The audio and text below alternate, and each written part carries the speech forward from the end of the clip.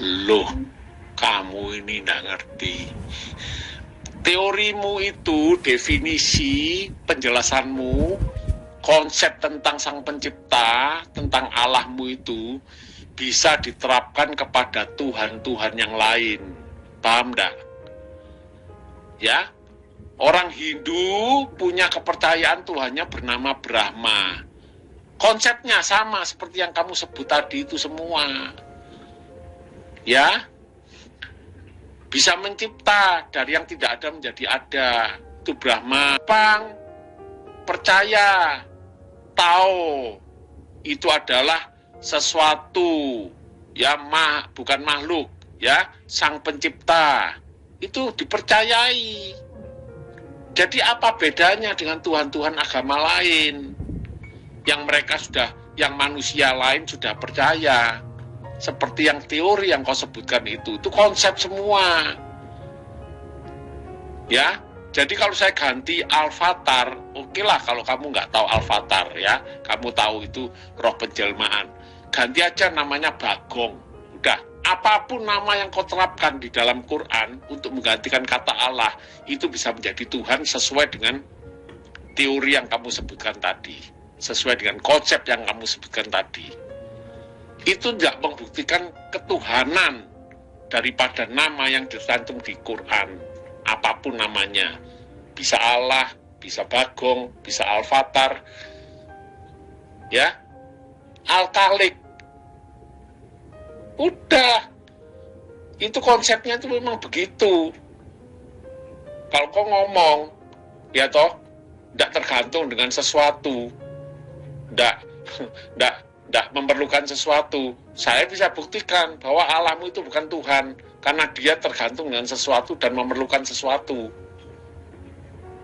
untuk bisa dia jadi Tuhan. Apakah Tuhan yang demikian? Nah, bantah dong, pakai logikamu. Jangan cuma teori saja, konsep. Ya, makanya di Quran itu seperti kitab suci yang lain, agama-agama lain menerangkan Tuhannya itu hanya konsep saja, tapi nggak bisa dibuktikan. Paham ya? Ini kelihatan ketidakberdayaannya seorang yang memiliki konsep Tuhan itu berupa makhluk. Ya. Lawan kata daripada Al-Khaliq adalah makhluk, pencipta, ciptaan. Tuhannya Kristen, ciptaan. Siapa? Yesus, dan juga adalah Roh Kudus. Itu adalah ciptaan.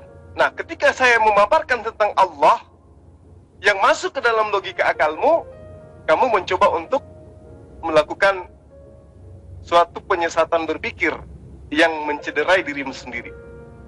Ya itulah Allah. Mau Anda gantikan menjadi Bagong, Anda mau gantikan menjadi Tukul, Anda mau gantikan dengan Avatar, ya itulah konsep pencipta. Konsep Khalik itu seperti itu, dan itulah yang diimani oleh para nabi. Gitu. Anda mau mengembel-embelin, ya itu kan konsep, itu kan rumusan. Iya, betul. Tapi itu konsep dan itu rumusan tentang Sang Khalik. Nah, sekarang kamu mengatakan orang Buddha, orang Hindu juga memiliki konsep yang sama. Betul. Tapi coba kita dudukkan esensi daripada yang mereka sembah. Sama ketika Anda meyakini Yesus itu adalah Tuhan, Yesus itu adalah Sang Khalik. Coba kita dudukkan sebagai konsep akal untuk menerima, menelaah kebenaran. Apakah benar ya, sesuai dengan akal yang kamu sembah itu adalah Tuhan berdasarkan akalmu, belum masuk kepada ranah dalil. Nah, saya hanya ingin mengajarkan kamu seperti ini. Al-Quran itu di dalam menetapkan wujud Al-Khaliq itu disertai dengan penyebaran tentang keesaannya.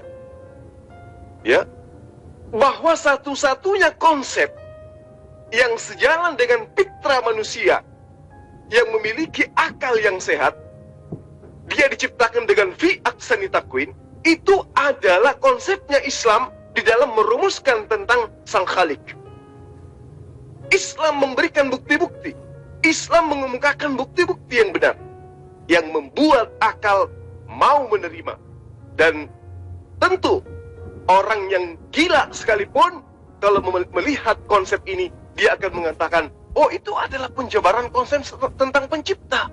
Apapun Anda bisa dudukkan sebagai pencipta. Artinya, secara sadar Anda telah mengakui bahwa konsep Allah di dalam Islam itu adalah benar adanya. Ya, jadi suatu kepastian, setiap yang baru tentu ada yang mengadakannya. Yesus lahir abad pertama, tentu ada yang mengadakannya. Roh Kudus ada. Nanti setelah Yesus itu kembali ditarik ke langit, itu berarti dia baru. Berarti ada yang mengadakannya. Nah, itulah Sang Khalik. Tidak seperti konsep yang Anda jabarkan, doktrin yang Anda imani. Semua adalah konsep pagan, di mana sembahanmu adalah buah karya daripada apa yang dihasilkan dari pemahaman terhadap budaya-budaya kuno terdahulu. Al-Quran dengan jelas menerangkan, surah At-Tur ayat 35, apakah mereka diciptakan tanpa sesuatu pun, ataukah mereka yang menciptakan diri mereka sendiri? Ini tantangan dari Quran. Bagaimana kemudian Allah mengatakan, afala tatafakkarun, afala ta'qilun? Apakah mereka tidak memikirkan? Apakah mereka tidak menyadari? Apakah mereka tidak memahami? Gitu. Dalam surah Luqman ayat 11, Allah berfirman yang artinya, inilah ciptaan Allah, maka perlihatkanlah ya olehmu kepadaku apa yang telah diciptakan oleh Yesus, apa yang telah diciptakan oleh Tuhannya Buddha, Tuhannya Hindu, Tuhannya Kristen, apa? Ya, Allah mengatakan, inilah ciptaanku, maka perlihatkanlah olehmu kepadaku apa yang telah diciptakan oleh sembahan-sembahanmu selain aku. Lalu kemudian di dalam Al-Haq, ya Al-Ahqaf maksud saya, ya, ayat 4, mudah-mudahan saya tidak keliru, di mana artinya mengatakan, perlihatkan kepadaku apa yang telah diciptakan oleh Yesus dari bumi ini, apa yang diciptakan oleh Buddha, ya, apa yang telah diciptakan oleh Horus, apa yang telah diciptakan oleh Baal di muka bumi ini. Itu tantangan dari Allah. Innal ladzina tad'una min dunillah, dan seterusnya. Sesungguhnya sekali yang kamu seru selain Allah, sekali-kali tidak dapat menciptakan seekor lalat pun, walaupun mereka bersatu untuk menciptakannya. Paham ya? Jadi konsep yang saya paparkan kepada Anda tentang Allah, itulah sembahan kami. Masuk akal bukan? Nah, sekarang kita masuk ke ranah konsep Tuhanmu. Kamu sudah mengakui Yesus itu adalah manusia, berarti dia ciptaan. Berarti kamu menuhankan ciptaan. Benar enggak itu? Coba kamu jawab. Bro, kamu ini kok berteori terus toh? Kamu ini berteori terus. Ya, fakta pembuktiannya itu apa gitu loh. Ya, semua Tuhan diterapkan, Brahma ditaruh di Quran, itu ya sama persis. Tapi coba buktikan kalau dia itu Tuhan itu dengan fakta gitu loh. Bisa apa? Katakanlah Allah itu sang pencipta. Lah apa yang sudah diciptakan? Kapan diciptakan? Ya, dan siapa yang pernah melihat penciptaan itu? Kan tidak ada. Kamu ngomong, lihat aja alam semesta. Ya, orang Hindu juga bilang, lihatlah alam semesta. Orang Taoisme juga melihat, lihatlah alam semesta. Loh, apakah itu pembuktian bahwa ini yang menciptakan itu Allah yang menciptakan Brahma? Bukan, itu hanya kepercayaan saja. Dan namanya kepercayaan atau iman itu tidak perlu dibuktikan dan tidak perlu pembuktian, percaya saja. Apakah itu membuktikan itu Tuhan? Seperti saya tadi bilang, ya toh, yang disebut Tuhan itu bisa Brahma, bisa Hindu, ya, bisa Taoisme, bisa Shinto. Nggak cuman Allah. Jadi Allahmu itu siapa? Kalau pembuktiannya cuman lihat sang pencipta, lewat penciptaan ini, lihat manusia. Jadi siapa Allahmu itu? Sang pencipta? Belum tentu. Mungkin Allahmu itu cuma tokoh fiktif. Yang benar tuh sang pencipta adalah Brahma. Bisa kan? Bisa Yesus kan? Nah, itu loh yang perlu pembuktian. Ya, kalau kau tidak bisa memberikan bukti, berarti Allahmu itu hanya fiktif saja, sama seperti Tuhan-Tuhan yang lain. Yang hanya dipercaya oleh semua manusia, itu memang ada. Ya, tetapi itu bukan esensi daripada Allahmu, ya, karena yang disebut sang pencipta itu bisa macam-macam. Seperti kamu bilang, bisa Yesus, bisa Bagong, bisa Alfatar, bisa Brahma. Itu loh. Lah yang saya minta itu bukti bahwa memang itu Allahmu yang sang pencipta itu, Tuhan. Bisa enggak? Jangan cuma teori terus, ya. Capek saya nunggu ini cuma teori, rumusan terus saja. Al-Khalik, sang pencipta. Aduh, capek.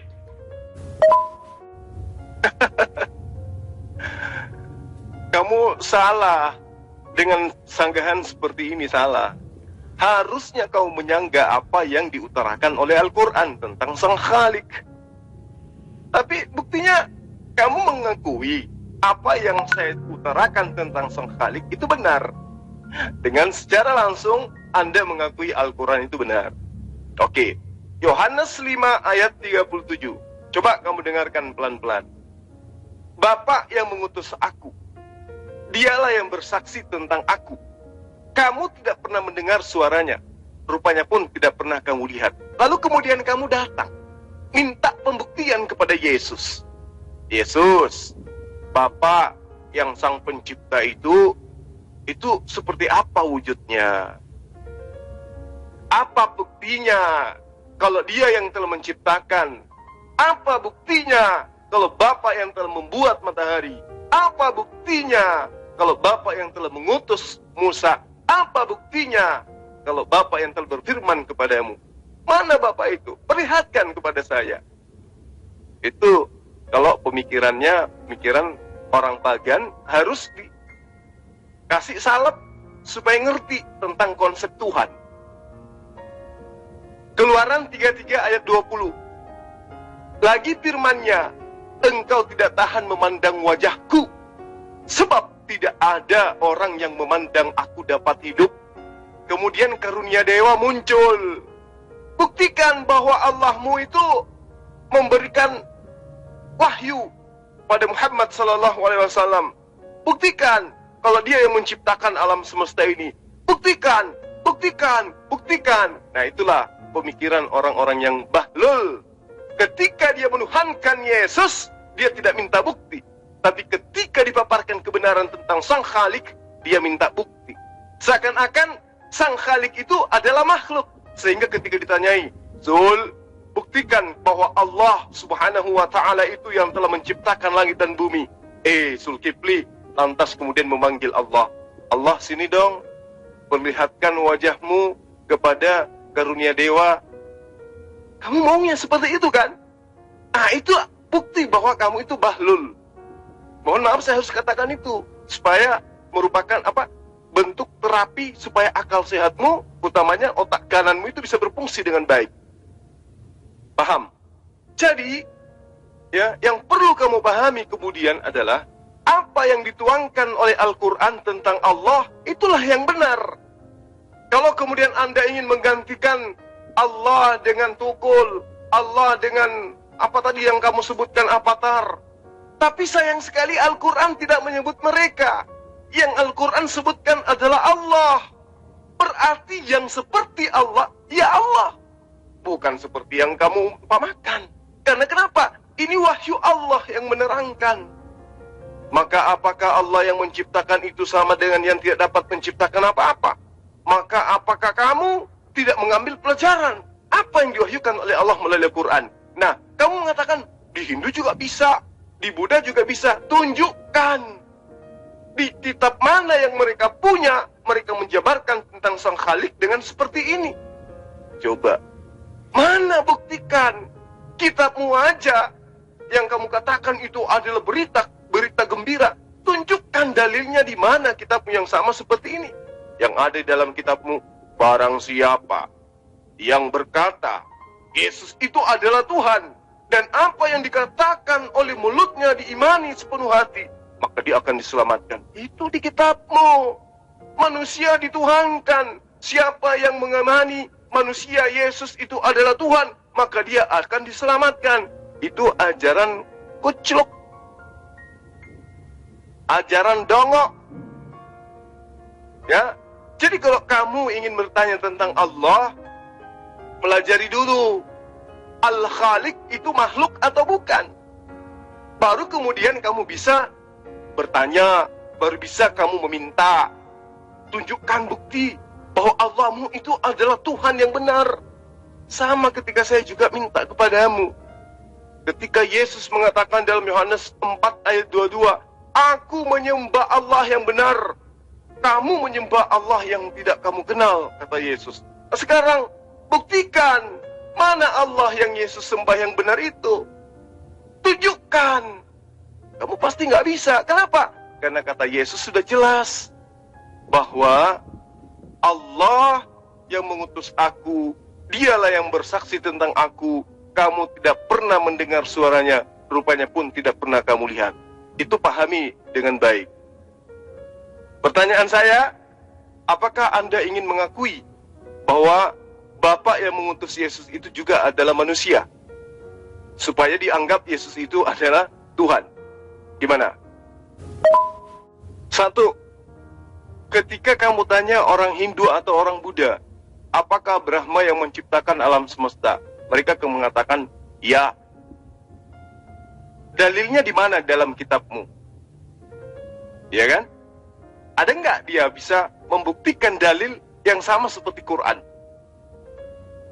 Ayo. Kalau Anda hanya mengatakan, ya, Hindu pun mengakui, ya, Buddha pun mengakui, tapi coba lihat dalilnya, ada nggak dalam kitab mereka? Kemudian kalau ada di dalam kitab mereka, itu dituliskan siapa? Lalu kemudian kalau Anda sudah menemukan ada yang menulisnya, jangan lupa subscribe Peci Putih Channel. Esensi yang dimaksud itu yang mana?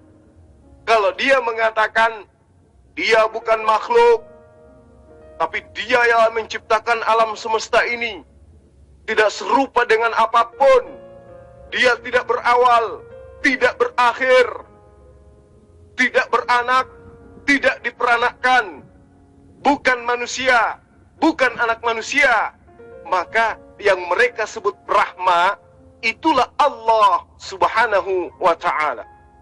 Paham? Perbedaannya kemudian yang mengantar mereka menuju kepada Allah, yang mereka sebut Brahma, adalah akal. Makanya yang membedakan antara manusia dengan binatang, akal. Kenapa? Manusia bisa bertuhan hanya dengan melandaskan akal tanpa kitab suci. Fungsi daripada kitab suci kemudian adalah menjadi tuntunan, syariat, rambu-rambu. Seperti apa Tuhan menginginkan hukum terhadap makhluknya bernama manusia. Paham ya sampai di sana? Nah, bandingkan dengan Kristen. Tuhannya yang mereka sebut Bapa, roh binatang, bertanduk 7, bermata 7, dan itulah ketujuh roh Allah yang diutus ke muka bumi. Gugur. Yang Kristen sebut anak, Yesus, pada hari ke-8 disunat, gugur, karena dia adalah makhluk. Yang disembah oleh Kristen, Roh Kudus. Ketika ia datang, dia akan mengajarkan segala sesuatunya kepadamu. Dia tidak berkata-kata dari dirinya sendiri, melainkan dari apa yang didengarkan apa yang diperintahkan untuk ia sampaikan. Itulah yang dikatakannya. Berarti Roh Kudus masih ada yang lebih berkuasa di atasnya. Berarti gugur. Tapi kalau Hindu, Buddha mengatakan sang pencipta itu namanya Sang Hyang Widi. Dialah yang tidak memiliki akhir. tidak memiliki awal, mencipta alam semesta, tidak menjadi makhluk, tidak beranak, tidak diperanakkan. Kemudian dia bukan manusia dan bukan anak manusia, maka yang mereka sebut itu adalah Sang Khalik. Dialah Allah Subhanahu wa ta'ala. Paham? Paham sampai di sini? Sekarang pertanyaan saya samamu. Kau sudah mengakui Yesus itu adalah manusia. Sekarang Tuhan senior yang ada dalam konsep imanmu, apakah juga manusia? Jawab. Dan kamu tidak usah belok-belok ke masalah ketuhanan Yesus. Ya, itu topik lain. Jangan lari ke sana.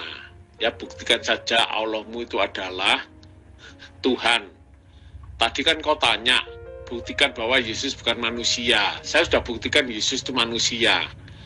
Nah, sekarang tantangan saya buktikan Allahmu itu adalah Tuhan. Kok larinya ke Yesus lagi sih? Jangan begitu dong. Muslim ini selalu menutupi kebohongannya terus. Larinya ke Bible, larinya ke Yesus, larinya ke ketuhanan Yesus. Itu topik lain, Mas. Ya, ini topiknya seperti tantangan saya. Saya bisa buktikan bahwa Yesus itu manusia. Sekarang buktikan bahwa Allahmu itu Tuhan. Ya, jangan belok-belok lah. Anda sudah membuktikan Yesus itu manusia. Dengan kata lain, Anda sudah membuktikan Yesus itu bukan Tuhan. Karena Tuhan bukan manusia, bukan anak manusia. Thank you.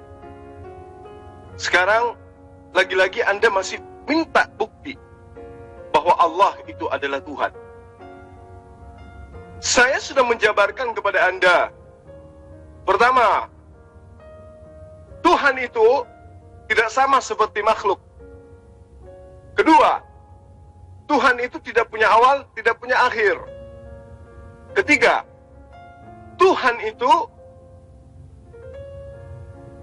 bukan manusia, bukan anak manusia.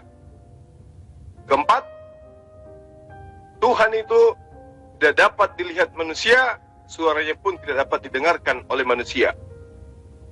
Nah, kriteria ini telah tersimpul di dalam Al-Quran, bahwa sembahan yang mewahyukan Al-Quran seperti itu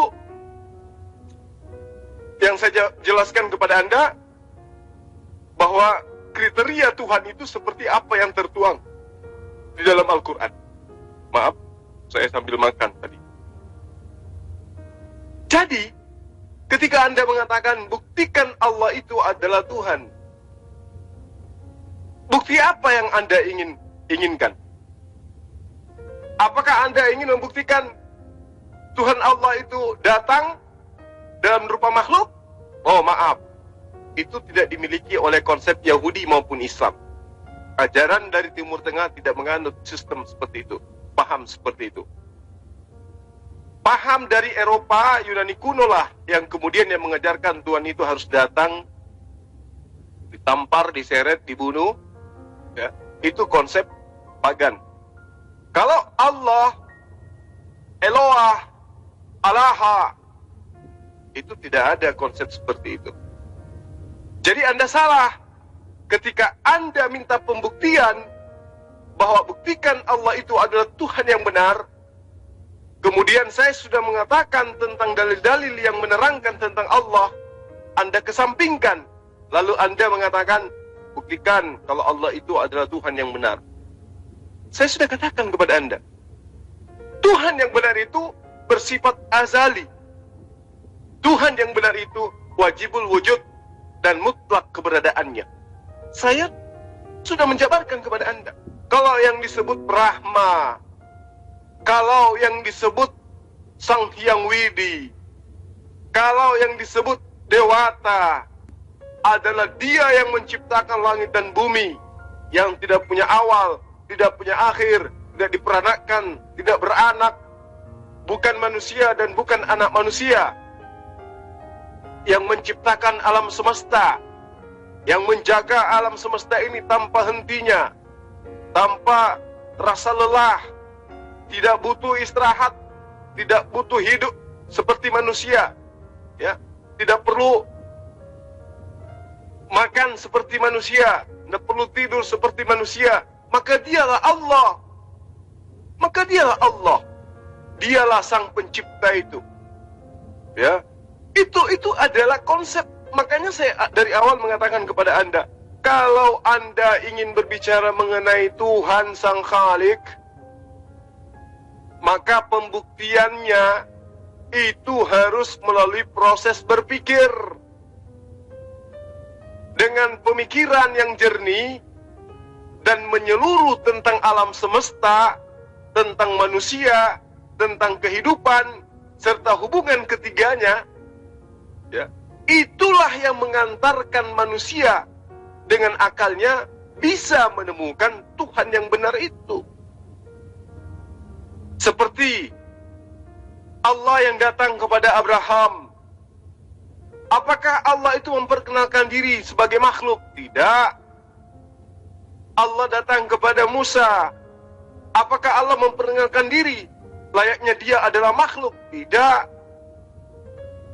Begitu juga kepada Yesus. Apakah Allah datang kepada Yesus memperkenalkan diri layaknya makhluk? Tidak. Contoh, di dalam Yohanes 17 ayat 8, Yesus berkata gini, segala firman yang engkau berikan kepadaku telah aku sampaikan kepada mereka. Dalil ini membuktikan bahwa Yesus menerima firman dari Allah. Pertanyaannya, siapa saksi melihat Allah memberikan firman kepada Yesus? Siapa saksi bahwa yang berfirman kepada Yesus itu adalah Allah yang benar? Gak ada kan? Nah, begitulah Allah Subhanahu wa ta'ala. Allah yang maha suci lagi maha tinggi, itu bukan makhluk. Paham? Dia adalah Al-Khalik. Disebut Al-Khalik karena dia pencipta. Karena dia pencipta, maka mustahil dia makhluk. Karena dia bukan makhluk, maka mustahil saya bisa menunjukkan kepada kamu wujudnya. Karena dia bukan makhluk. Dan jadi seakan-akan kamu tidak ngerti apa itu Al-Khalik, apa itu makhluk. Kamu ingin supaya Al-Khalik itu ditunjukkan layaknya makhluk. Itu namanya goblok, tolol, pahlul, idiot, kucluk, ongol-ongol, kata orang Makassar. Paham? Bro, teori terus. Kau jabarkan sebagai berikut. 1. Allah itu bukan makhluk. Tidak seperti makhluk. Apakah karena dia tidak seperti makhluk itu adalah Tuhan? Pembuktianmu itu kan seperti begitu kan? Karena dia tidak seperti makhluk berarti dia Tuhan. 2. Dia tidak berawal, tidak berakhir. Apakah karena dia tidak berawal, tidak berakhir itu membuktikan bahwa itu Tuhan? Kemudian dia bukan manusia dan bukan anak manusia. Apakah karena dia bukan manusia dan bukan anak manusia itu membuktikan dia Tuhan? Ya, yang keempat terakhir, dia tidak terlihat dan tidak terdengar suaranya. Apakah yang tidak terlihat dan tidak terdengar suaranya itu membuktikan dia Tuhan? Nah, kemudian kamu tambahkan bahwa tidak ada konsep Allah datang sebagai makhluk menjadi manusia. Tidak ada konsep seperti itu. Nah, Anda nggak bisa membuktikan karena dia bukan makhluk berarti dia itu Tuhan. Tidak bisa. Itu bukan dasar pembuktian bahwa Allah itu Tuhan. Karena dia bukan makhluk bahwa pasti dia itu Tuhan. Ya, karena dia tidak punya awal dan akhir pasti dia Tuhan. Ya, karena dia bukan manusia dan anak manusia bahwa itu pasti Tuhan. Salah kamu. Itu kan konsep lagi namanya. Ya, sekarang saya tanya sama kamu, Quran itu ada awal, ada akhirnya enggak? Quranmu itu loh, ada awalnya, ada akhirnya, atau tidak? Ya, Quran itu makhluk atau bukan? Nah, ya, Anda sudah melawan konsepmu sendiri, jabaranmu sendiri. Itu bukan pembuktian, Mas. Itu hanya konsep. Kamu tidak ngerti bedanya konsep dengan pembuktian ya. Kan sudah saya kasih gambaran yang paling gampang. Ya, semua konsep ini terapkan kepada Allah, kepada siapapun bisa. Tetapi untuk membuktikan dirinya adalah Tuhan, itu perlu action, perlu fakta. Makanya saya bilang, Ibrahim itu bisa ngomong. Allahnya Ibrahim itu bisa ngomong. Ya, apakah dia nggak terdengar waktu ngomong? Lah Allah ngomong sama Musa apa nggak bisa didengar? Bisa kan? Soal nggak bisa dilihat tapi bisa dibuktikan, terdengar suaranya, gitu loh. Lah sama Muhammad ini loh, suaranya aja tidak terdengar, wajahnya tidak nampak, tidak pernah nongol. Bagaimana membuktikan bahwa itu Tuhan? Hanya karena teori dia bukan makhluk, jadi pasti itu Tuhan. Hanya karena teori tidak ada awal, tidak akhir, itu pasti Tuhan. Ya, karena itu bukan manusia dan bukan anak manusia, itu pasti Tuhan. Begitu. Itu bukan pembuktian ketuhanan, bro. Aduh. Ya. Terus kamu bilang tidak mungkin datang sebagai manusia atau orang Yahudi itu percaya sampai sekarang, berharap Mesias itu datang. Dan kamu tahu, menurut orang Yahudi Mesias itu apa? Manusia atau makhluk? Manusia atau jin atau malaikat? Manusia, Mesias itu. Ya. Hanya Muslim aja yang Allahnya nggak mampu berbuat apa-apa. Ya, nggak bisa menjadi apa-apa. Nah, sudah dipatok. Jadi Allahnya Muslim itu adalah konsep yang dibuat oleh Muhammad. Harus begini, itu baru Tuhan. Kalau tidak begini, bukan Tuhan. Ya, harus tidak menjadi manusia, itu baru Tuhan. Kalau bisa menjadi manusia, itu bukan Tuhan. Nah, itu Allahnya orang Islam itu begitu. Tokoh fiktif yang sesuai dengan pikiran. Kalau menurut pikiranmu tidak mungkin, ya itu bukan Tuhan. Kalau mungkin, ya itu Tuhan. Itu loh yang saya bilang. Ya, tokoh fiktif buatan manusia itu Allahnya Muhammad. Nah, jelas ya. Jadi saya nggak akan berpanjang-panjang lagi. Kesimpulannya, sampai sekarang tidak ada satu orang Muslim pun, bahkan nabinya, membuktikan bahwa Allahnya itu adalah Tuhan. Quran pun tidak bisa membuktikan bahwa Allah itu adalah Tuhan. Oke? Baik, jujur saya katakan VN kamu saya tidak dengar sampai habis ya, karena saya tahu isinya pasti tong kosong, pales bunyinya. Isinya hanya pertanyaan, dan pertanyaan. Al-Quran menerangkan Allah bukan manusia. Kenapa? Karena pada diri manusia ada yang menuhankan manusia. Allah menerangkan dirinya tidak punya awal dan tidak punya akhir. Kenapa? Karena pada diri manusia ada yang menuhankan sosok makhluk yang punya awal dan punya akhir. Allah menerangkan dirinya tidak beranak dan tidak diperanakkan. Karena pada diri manusia nyata ada yang menuhankan makhluk yang diperanakkan dan makhluk yang beranak. Itu makanya Allah menyampaikan esensi pribadinya untuk menerangkan kepada makhluk manusia, supaya manusia itu paham esensi daripada Allah itu sendiri. Satu. Kedua, saya tidak mungkin mengupas tuntas tentang Allah di sini, karena kajiannya tidak menyentuh kepada ma'rifatullah. Kita tidak sedang membahas tentang materi tasawuf, ma'rifat. Cukup bagi saya mengatakan kepada Anda dalam surah Al-Isra, dalam surah An-Nahl, dalam surah Al-Baqarah, Allah menerangkan dialah yang mengutus para nabi. Walaqad ba'atsna fi kulli ummatin rasulan ani ubudullah, dan seterusnya. Dan sungguh kami telah mengutus rasul pada tiap-tiap umat untuk menyerukan agar menyembah kepada Allah saja dan menjauhi tagut.